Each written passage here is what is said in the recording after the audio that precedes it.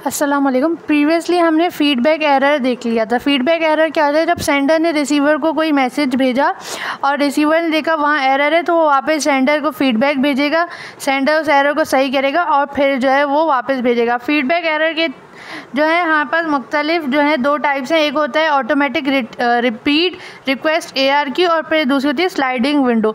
Automatic request के अंदर क्या आता है, स्टॉप एंड वेट, और स्लाइडिंग विंडो के अंदर आता है गो बैक एंड और सेलेक्टिव रिपीट। तो हम इनका बेसिकली ईजी कॉन्सेप्ट देखेंगे कि होता क्या है। पहले हम देख लेते हैं ऑटोमेटिक रिपीट रिक्वेस्ट ARQ के अंदर स्टॉप एंड वेट। एग्जाम्पल, हमारे पास सेंडर और रिसीवर है। ये यहाँ पर सेंडर है और ये यहाँ पर रिसीवर है। अब सेंडर जो है इसे ट्रांसमिट कर रहा है डेटा, समझो उसने T1 उसे भेजा। अब जब T1 की एक्नॉलेजमेंट आ गई उसके बाद जो है वो T2 भेजेगा, फिर T2 की एक्नॉलेजमेंट आएगी, उसके बाद ये T3 भेजेगा, T3 की एक्नॉलेजमेंट आएगी, फिर T4 भेजेगा। सपोज़ करें T4 भेजा, कोई एक्नॉलेजमेंट नहीं आई तो वापस T4 भेजेगा। जब T4 की एक्नॉलेजमेंट आएगी फिर जो है वो T5 भेजेगा। तो स्टॉप एंड वेट मतलब स्टॉप करेगा ट्रांसमिशन भेज के और वेट करेगा जब तक उसे एक्नॉलेजमेंट नहीं आती। जब एक्नॉलेजमेंट आएगी तब वो दूसरी ट्रांसमिशन करेगा। तो ये होता है कॉन्सेप्ट स्टॉप एंड वेट का, कि आपने कोई ट्रांसमिशन भेजी, आपको वेट करना है जब तक वो एक्नॉलेजमेंट नहीं आती, उसके बाद जो है आप दूसरा भेज सकते हैं। उसके बाद आता है स्लाइडिंग विंडो। स्लाइडिंग विंडो के अंदर क्या आता है, गो बैक एंड। अब गो बैक एंड देख लेते हैं हम।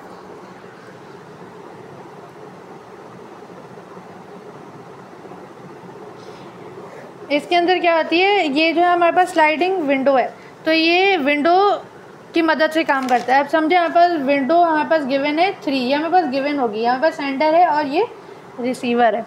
अब समझे कि लाइक जो है वो सेंडर 3 भेज सकता है ट्रांसमिशन एक टाइम पे, T1 T2 T3, ठीक है। अब ये 3 की एक्नॉलेजमेंट आएगी, उसके बाद जो है वो दूसरा काम करेगा, T1 T2 T3। अब ये एक्नॉलेजमेंट तीनों की आ गई,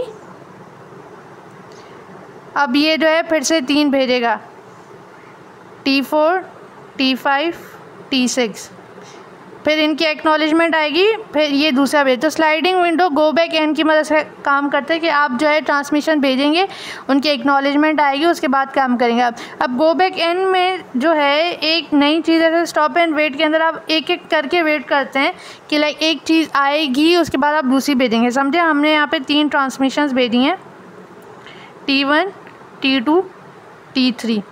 अब जो है यहाँ पर इनकी दोनों की एक्नॉलेजमेंट आ गई, हमने जो है उसके बाद क्या भेजा, T4 भेजा, T5 भेजा।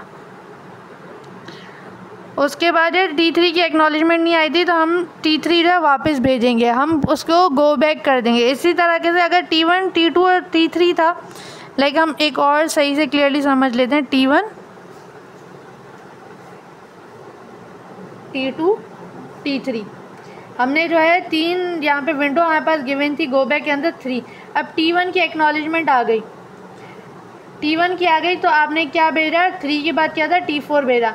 अब इसकी एक्नॉलेजमेंट, ये सही था, इसकी एक्नॉलेजमेंट आ गई थी पर इसकी एक्नॉलेजमेंट नहीं आई थी, तो आपको ये फिर से भेजना पड़ेगा। अब इसकी एक्नॉलेजमेंट नहीं आई थी ना, इस वजह से इसको भी फिर से आपको भेजना पड़ेगा। गो बैक एंड यही होता है कि लाइक अगर उसके ऊपर वाली ट्रांसमिशन सही नहीं आई ना तो उसके साथ उसके नीचे वाली सारी कैंसिल आउट हो जाएंगी। लाइक T1 में भी हमारा T3 सही होता, लेकिन हमारा T2 की एक्नॉलेजमेंट नहीं आई ना तो T2 भी जाएगा वापस और T3 भी जाएगा। तो T4 के बाद क्या है, T2 और T3 ये वापस जाएगा हमारा।